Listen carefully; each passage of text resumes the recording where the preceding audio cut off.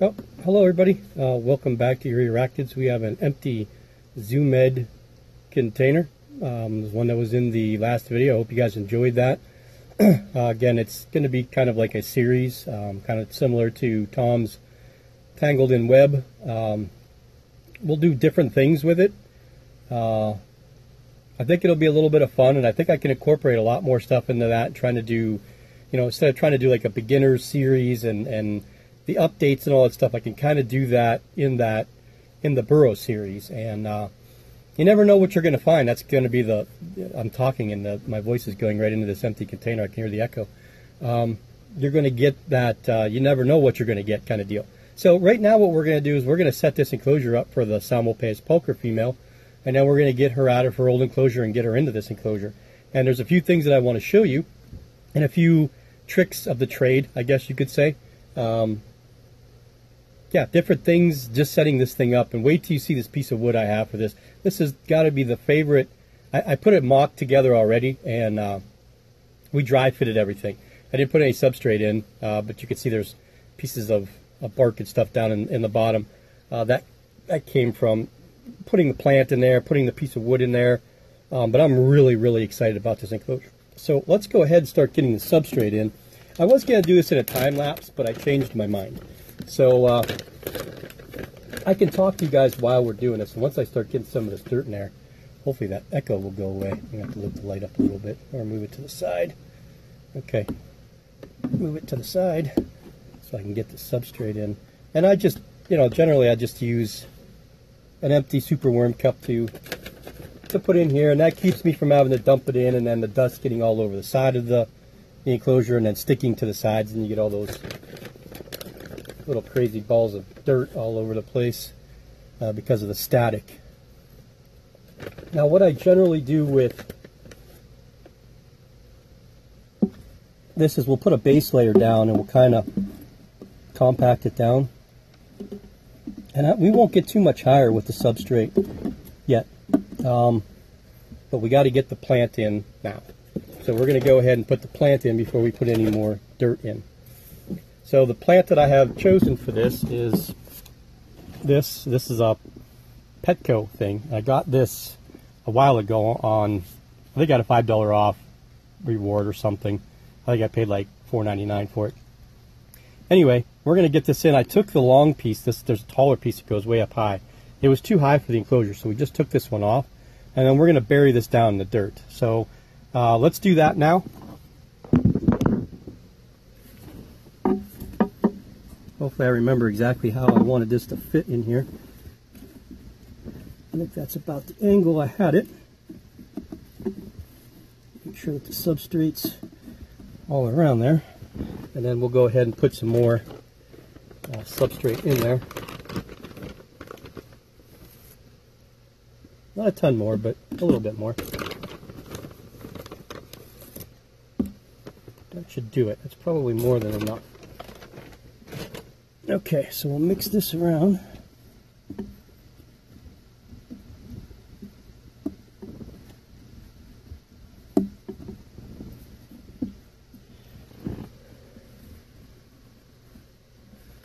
This may need to turn just a little bit. I think it was like that.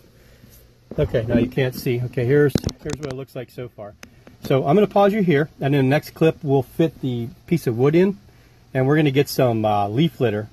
I'm going to crush up some leaves, and we're going to put some leaf litter all over the bottom to make it a little bit more like a foresty floor. We may throw a few rocks in there, or pieces of bark or something. I'm not sure. I'll have to see what I come up with. But there's not going to be a ton of room left when I get this bark in there, and you'll see what I mean. Okay, so now we're just going to throw some leaves in there. And these were collected a while ago. They've been in the house for quite a while. So kind of just throw them down there like that, and you'll be able to see kind of what it looks like there. So now what I want to do is I want to get this, I probably should have waited for this because I got to get that wood in there. Leave some back here. Do that. Now this is the focal point. This piece of wood is a piece of driftwood that I got off Presque Isle Bay, or actually off the, no, it's Presque Isle, but it's actually not the bay, it's the lakeside. So I got this a while ago. It's all cleaned up. If you could see how pretty this is. Now, it's got a little bit of a contour edge down here, as you can see. I put these two little leaves in there to give it a little character. And then if we go to the back side, I don't know how well you're going to be able to see this, but we're going to try. Let's bring the light over here. You can see how it's got that hollowed out section going down there, all the way back there. So she will probably, hopefully, hang out right here. So we'll be able to get some really, really good shots of her here. Man, I just love this piece of wood. I really, really do. I couldn't wait to use this when I got it. And I got it early. Well, it was supposed to be spring here, but it really wasn't spring. It was still pretty much winter. Okay, so the next issue that we have with these zoom heads, okay, now I'm not super keen on these mesh lids, but for now it's going to have to do because I don't have anything to put in there. So what I'll eventually do, if this thing doesn't stop turning on me, is we'll unstaple. You can see the staples here. We'll unstaple this. We'll have a piece of plexiglass that will go in here, and it'll have just a whole ton of holes in it because there's not going to be any side ventilation in this, which, you know, sometimes it's bad, sometimes it's okay. Many people have used these zoom heads without any issues with AVIX and everything else, so we're going to give it a try. I'm not completely keen on it, but again, I'm going to have another enclosure over top of it, so air's going to vent in here, okay, through this side or through this side or through this side, and it'll go down the enclosure and it'll be able to escape back out. The problem with these is this. See how easy this lid is to take on and off. Okay, why do we have a piece of, almost looks like hot glue. I didn't hot glue anything. Oh well. So how do we combat that? Well, I was thinking about it. Now, we could probably put, you know, like a little hasp or a hatch on here. Ones that you could put like you could super glue, or you could caulk or put a hot glue up like a peg here. And have one of those little hooks that would go on there on two sides to keep it up. But I found a different way. And this is just because of me being an electrician. So I figured, instead of doing all that, if we just take electrical tape and we wrap it around here maybe 1 or 2 times, that will tighten up that whole lid, and it'll stay on much easier. The only thing I want to do is make sure that the tarantula doesn't push it up and off. And right now I believe that if a tarantula got on the side and actually started to push, that lid would come off. So I'm going to pause you guys here. We're going to wrap this thing with tape, and then I'll show you how much better the lid stays on. Okay, so it took 2.5 wraps of tape, actually, and I might actually add a little bit more to this one corner right here, because either the vivarium itself is not square or the lid is not square, because you can see this side comes up real easy, but the back side's real tough. So we'll probably put one more layer right here to tighten it up, but it's done a tremendous job of helping to keep it on there. And oops, this tripod needs to be tight, David. I do yell at myself quite often. I'm sure most of you guys do too, but just so you know, I'm not crazy. I just like to yell at myself. So one more quick wrap right here, you know, just on this side, and we should be good to go. And that made a world of difference on how much more, are you guys even seeing that? Again, one more wrap here. How much more difficult it is to get this lid off. It's much, much more difficult. But again, this enclosure here will probably be on top of it anyway, so I'm not overly concerned. I just want to make sure that it's okay when I have the tarantula down and nothing else is on top of it, that we don't have any issues. So I'm going to go ahead and put that one more wrap of tape on, and then we're going to hot glue the water dish on, and then I'm going to wrangle up a tarantula, and we're going to get the little girl in there. Oh, she's not little anymore. She's a good size. We're going to get her in there, and hopefully she's going to enjoy her new home, and hopefully we'll be able to get some excellent feeding videos out of here and some really, really good pictures. That's my hope. But I do want her to have a nice enclosure because she is a female, and again, I got this for really basically nothing. So I'll thank my brother again one more time for this wonderful enclosure. I never really wanted to try these. I thought they would be really good for insects, you know, but I didn't know how well they would work for tarantulas. And I'm worried because the mesh is kind of thin. So I have to keep an eye on her and make sure that she doesn't try chewing her way out of it, or she doesn't climb on the top of it. I have less of an issue with arboreal tarantulas climbing on the mesh than I do with terrestrials. Not that arboreals can't get caught on them with their tarsal claws, but it seems like it's less likely with arboreals than it is with terrestrials for some odd reason. I'm not exactly quite sure why, but when I see pictures of spiders that are stuck to the enclosure lid or the mesh, 90% of the time it's terrestrial species. So let me put this tape on, let me wrangle her up. That may take me a little while, and then I'll show you. Okay, so what I did here is I took the Zoom Ed cardboard cover and I cut a nice hole out of it. So what we'll do is we'll get her in my catch cup that you guys saw the other day, and then we'll get her over here. We'll put this on top without the lid on, and then we will put the cup on top and we'll coax her down inside, and then once she settles down we'll take this back off and put the lid on and we'll be good to go. So I'm going to hot glue the water dish on there, and then while that's drying I will be able to wrangle her up. So we'll be back here with a tarantula either getting coaxed in there or already in there, one or the other. Okay folks, we got water dish, you could see right here, hot glued on, water in, did a little misting of the leaves.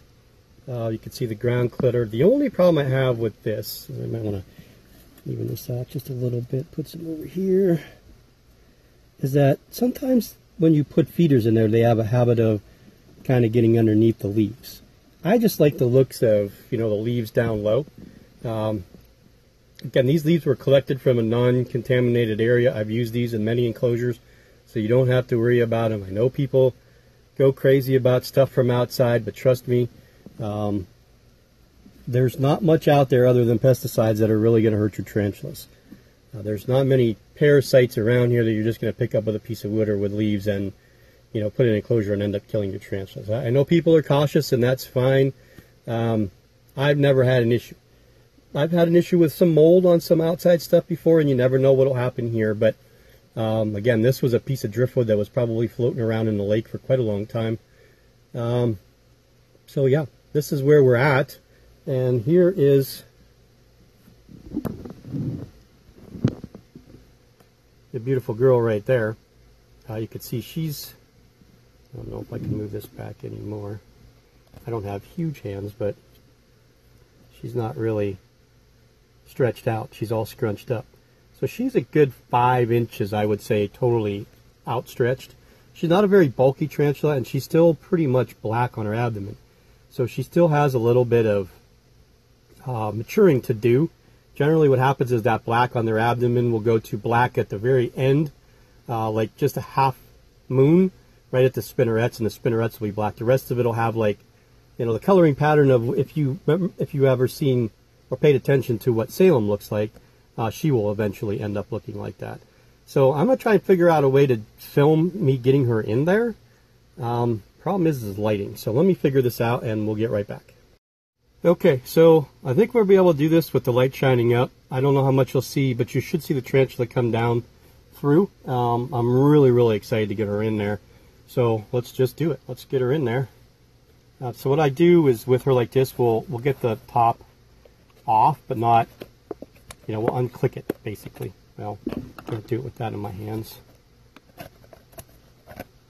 So we just kind of take the top completely off, bring her up here, put her on the cardboard, slide her over. Okay, so now the deli cup, I'll bring it up, is completely over that circle. Okay, so I will just use my handy dandy holes up top. I'll hold the deli cup and kind of coax her down through that hole. Hopefully you guys will be able to see her go down in there. Well, you should be able to because you're focused right in that area.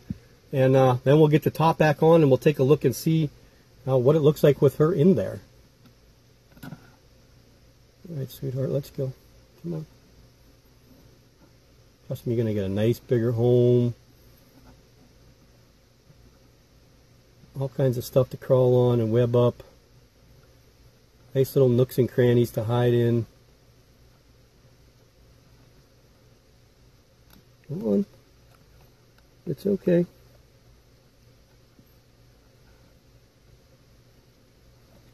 There she is.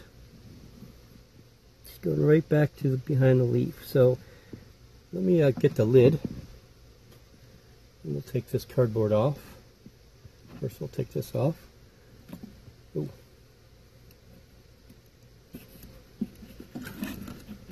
Slide the cardboard off.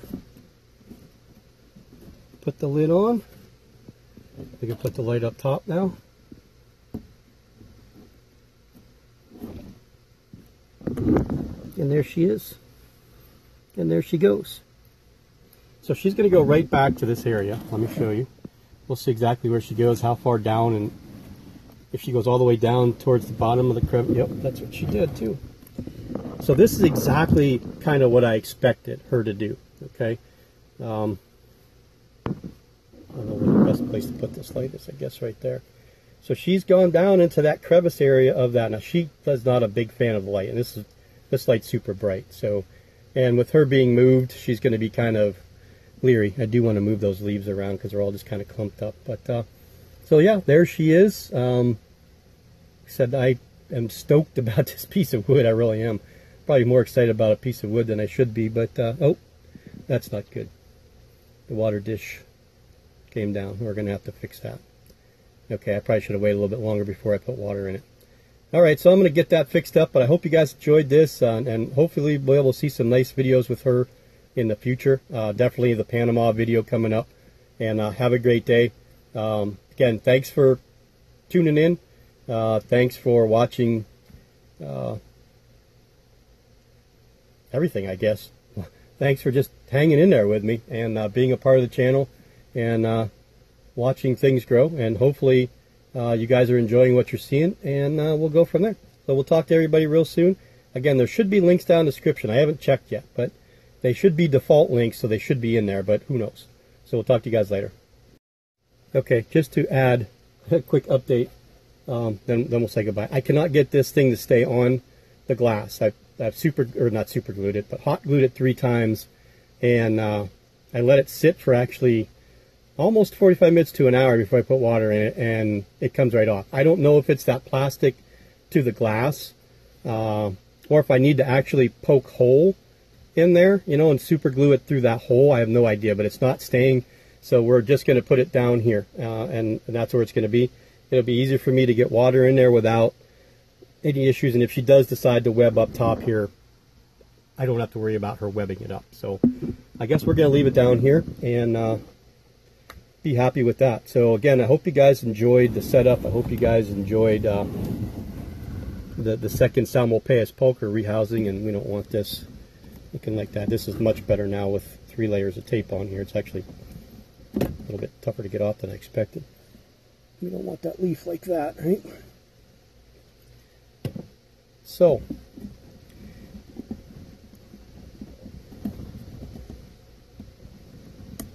yeah, much harder to get back on now. Okay, so there we are. Everything's set up, good to go. We'll get a label on here. We'll get a nice label on her for here. We'll put her species name, her common name, and her name all on there. And make sure that we put female again, so that if anything happens to me, everybody knows what this is. I should do that with all of my sexed animals, so that people know, even though they are all in my app. So if anybody accesses my app, they would be able to tell. But yeah, so thanks everyone for watching.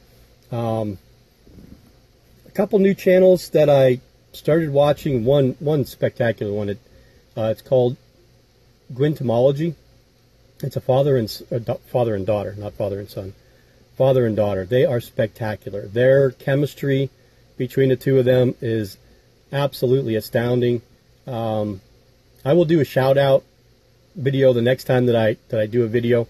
I will make sure that I put their link down in the description, so you can go check them out. And there's a couple other places I sub to that have not that many channels or not that many subscribers yet, but you know, I like to give some people a shot and see what they're about. And I don't generally unsub from anybody. I have unsubbed from 2 people, one a long time ago and one just recently, only because I just don't agree with their methods, their information, and I don't know, I guess their ego. That's just not my style, and I just can't support something that I don't believe in. So again, I don't usually unsub from people. If I'm not particularly fond of your channel, I will still leave my subscription there. I just won't watch as often. Not that I watch a ton anyway, because it's a busy time of year. But yeah, so second San Milpas poker, we got the whole deal here: the setup of the enclosure, the transfer of the tarantula, the screw up of the water dish, the leaf litter, and a good channel to go check out. I think it's GWYN Tomology, so TOMOLOGY. I believe that's the channel name. I would imagine she's probably 10 to 12 years old would be my guess, but I'm never good at guessing age. But they did the last tarantula tag video, and it was just spectacular. They did a different place every time they had a different question. I thought it was really, really original, and by far it's my favorite tarantula tag video that's been done, other than my own. No, I'm kidding. Mine wasn't all that great. So I'm not that creative, but they did some great things. They're a new channel. They don't have a lot of subscribers. They only have a handful of videos, but trust me, they're going to be good. If you like Winton Knight, you're going to like that channel. So go check them out. Have a great day. Don't forget to hit that bell up top if you want to get notified when the next video is coming out. I get in these spurts where I upload a bunch of videos and then I take a little bit of time off. So there'll probably be another one real soon, which will be the Panama Tarantula Tour video. And yeah, I'm just super excited about all the rehousings I get to do and all the new setups. And you know, I'm actually excited to get some of these tarantulas out of here that are going to a friend, just because I know how much she loves them, to free up a little bit of space here. So yeah, it's some pretty cool, exciting times right now for me. And I'm going to be tarantula-less. I'm not getting anything new all the way, except for those Paraibanas that are coming in. And that was only because I'm helping somebody out to take some off their hands, because they're going to have a boatload of them. But I did hear from Keith. He's got 2 of the Carabiner versicolors that paired with my male. Both of them are clutching. One, he's at like 31 or 32 days. So he was talking about trying to open that one up here real quick. He's just so busy. And Carabiner aren't bad to leave with mom and let them come out on their own. It'd just be much more work for him to separate them later on.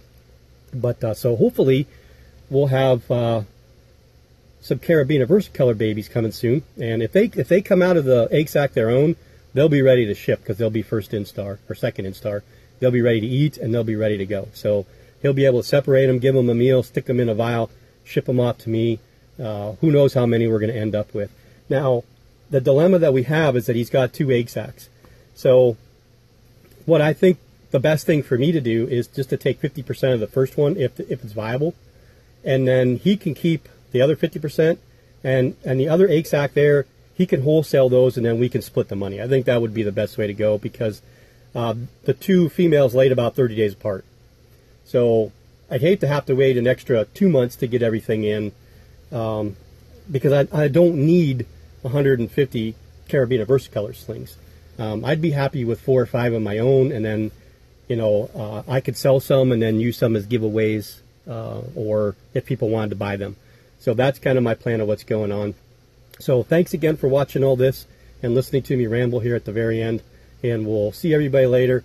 And thanks again to Chris for the enclosure. Really worked out well. I'm excited about it. So we'll see everybody later.